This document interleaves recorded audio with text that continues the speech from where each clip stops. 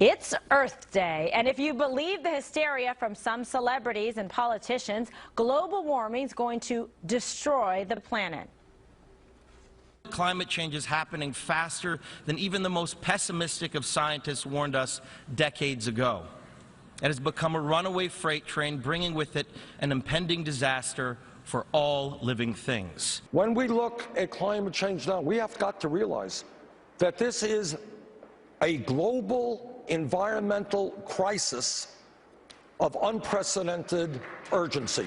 We need to talk about this issue, and we should talk about it in terms of the extraordinary threats that climate change pose to our country and our world. Climate change is a trend that affects all trends.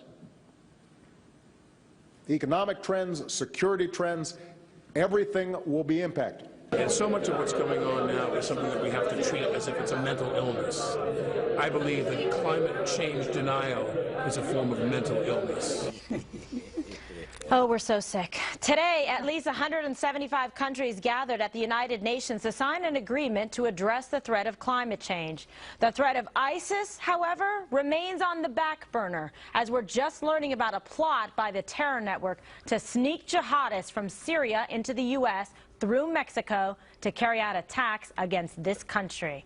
Let's weigh it in the balance. Right, Greg? Your favorite thing to talk about is climate change. To get these bozos to care about ISIS, you would have to link beheadings to a carbon footprint. They have their priorities completely backwards. Good idea. These are the folks that would condemn Christian bakeries, but would not even don't even think about the fact that gays are being thrown off buildings in Iran. It's nuts, or Iraq. An overwhelming majority of climate hysterics do not read the literature because they were told they didn't have to. When the president said the science is settled, that got them a class exemption from science class.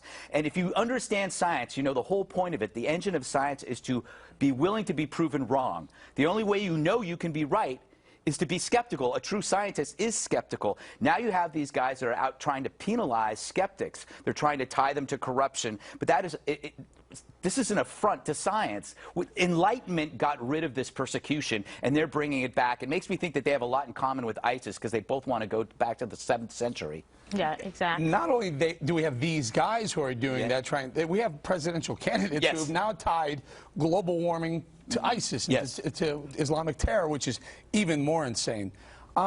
Earth Day, and I do this every year. I'm going to do it again this year. I'm going to roll the windows down on my SUV. I'm going to put the air conditioning on. I'm going to drive home, open my windows at home, turn the AC on there, and fire up the 20,000 BTU barbecue for a nice chicken dinner. Not steak dinner, but chicken dinner tonight. One of these days, we're going to get you on stage. So in Bernie's world, I'm causing more terror around the world. Yes, yeah, you're worse. You're about to get terrorized on Twitter. I can feel it. If you want to really drive them crazy, you should have steak, because they think that the cattle industry is also adding. I'll make a steak for my son. Yeah. Exactly. Adrian will take a steak for the team. Why not? All right, Dana, when you see the juxtaposition, the real credible threat on national security, on the world of ISIS, balanced with an obsession with cumulus clouds, like, does it make any sense to you? Well, I do think the climate debate has gotten a little bit out of whack for a couple reasons. One, millennials are now the largest generation of our country.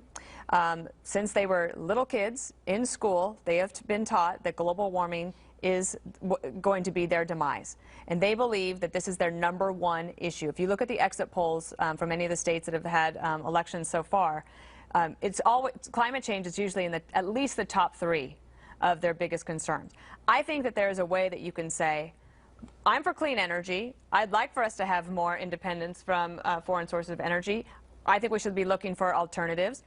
I don't want to penalize the American economy while other economies don't actually have to participate, because this is a global problem. If we hurt ourselves and China doesn't do anything, then we haven't done anything to help the environment. There are very reasonable ways to talk about this. What is not reasonable is you now have several, I think it's 15, Democratic attorneys general who are targeting climate skeptics for prosecution. And the perception from the Democrats is that this is perfectly acceptable, and I actually think it's quite scary. Uh-oh, we're all in trouble. Exactly. No, you're going to be thrown in jail. They may try and imprison Dinesh D'Souza again.